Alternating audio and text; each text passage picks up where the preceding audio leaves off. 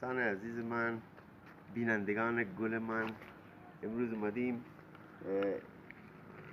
انار، فصل اناره. یه دونه انار داریم، انار رو جمع کردیم به امید خدا. یه مقدار کمیش هم مونده که به همراه هم دیگه جمع میکنیم. من و دخترای کوچیکم، دخترم این اسمش مهساه، اینم اسمش گلیه، گلنسا، فاطمه، داخل شناسنامه و ما بهش میگیم گلنسا. شکرانه یکی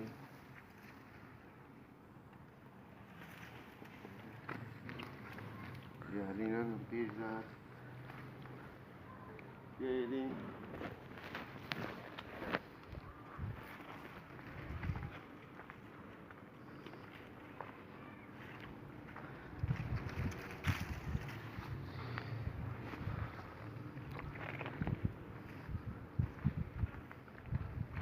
خب دوستان عزیز، این همه اشهنارای مزنارای ما جمع کردیم، ولی همش رو جمع نکردیم، یه مقدارش رو گذاشتیم برای فصل زمستان. به امید خدا فصل زمستان اونا رو جمع میکنیم که شیرین باشه.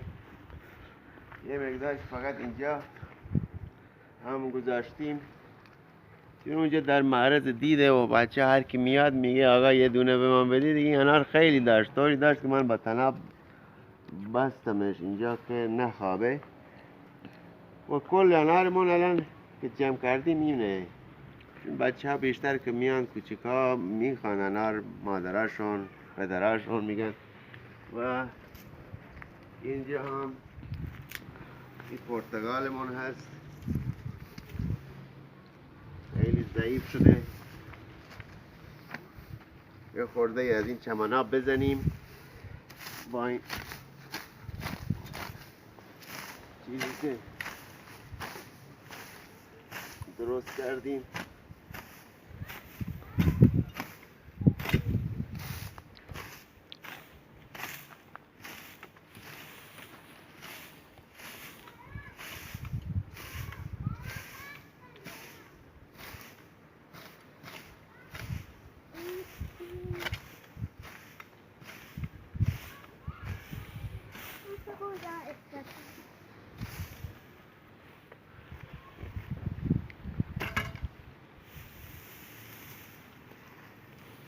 باغچه رو تمیز بکنیم.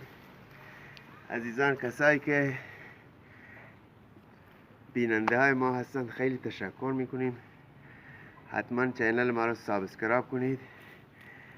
میخوایم ویدیو درست بکنیم، ویدیوهای قشنگی براتون درست بکنیم. الان هم فصل خرماست و انشالله از خرما هم فیلم برداری بکنیم. و عزتمند به گوشدارون که همیشه مای کانال دنبال کنید. تقریبا نزدیک به 3 سال ما بود کانال جتا 1000 نفر نرسته. امید خدا.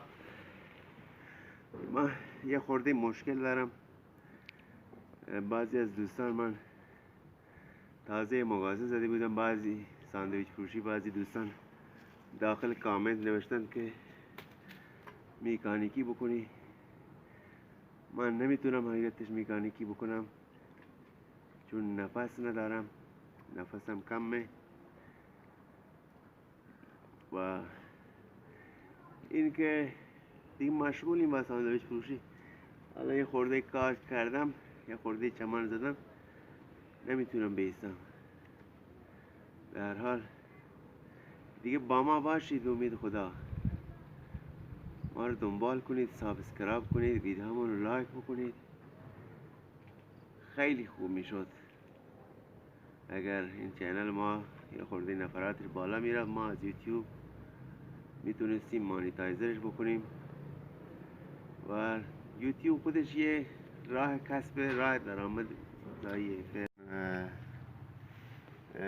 یه مشکلی دارم. من یه مدتی بیماری اعصاب گرفتم، نمیدونم چه گرفتم. همین که یه خورده فعالیت میکنم نفسم میگیره و شروع میکنم به آروم زدن. اصلا کار سنگین نمیتونم بکنم حقیقتش.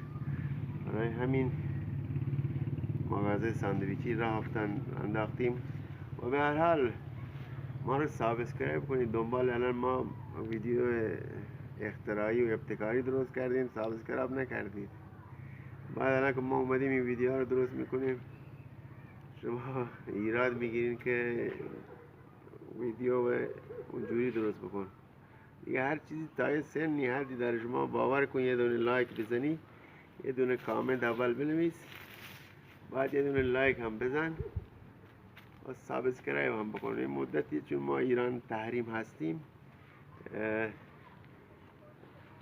این لایک های هر چی که مثلا بعضی از کامنت ها دوستان می نویسن داخل چیزا یک کامنتی می نویسن، اون تو نوتیفیکیشن برای من میاد پیامش، اما موقعی که باز میکنم میبینم پاکه، پیدا نمیشه داخل زیر ویدیو. و این همش بخاطر یکی از دوستامون هستن میگفت بخاطر اینکه تحریم هست ایران، یوتیوبرهای ایرانی رو اینجوری مثلا یه جورای چیز میکنه، دکشون میکنه. و یوتیوب یک راه کسب درآمد خیلی خوبیه. افغانستان، پاکستان، همه جای دنیا، هندوستان، اطراف ما همه از یوتیوب درآمد میکنن. طرف از خانه و زندگیش مثلا خانمش 4 تا نون میپزه، فیلم میگیره میذاره داخل یوتیوب، هر ماه به پول ایرانی 20 میلیون تومان براش میاد. همه تون یه چینل بزنید، همه تون از جیب همدیگه نمیره، از جیب ما نمیره، از جیب شما نمیره، همه تون همدیگه رو سابسکرایب کنید، بذارید این پول هم بیاد تو جیب شما. اصلا تو فکر این نباشید. حالا هم ما یه دونه لیمو هم کاشتیم اینجا، این هم لیموی ما هست. موقعی که از اونجا آوردیم خاکشو از اون تا موقعی که اون خاک اون منطقه‌ای که آورده بودن ریشش داخل اون خاک بود، پشت سر هم گل میداد، اما حالا گل نمیده. این مدتی که تازه داره بر میزنه. این هم از هندوانه، یه هندوانه خیلی جالب. اینجا من سبزی ریحان کاشتم، اینو به خاطر اینکه رو تور بوده اینطوری حالت گرفته، ما هم متوجه نبودیم، تازه من دیدمش امروز، تازه مروچی من کتگا دیستا. خب عزیزان که شماهایی که میبینید باز هم سابسکرایب کنید فیلم ما رو.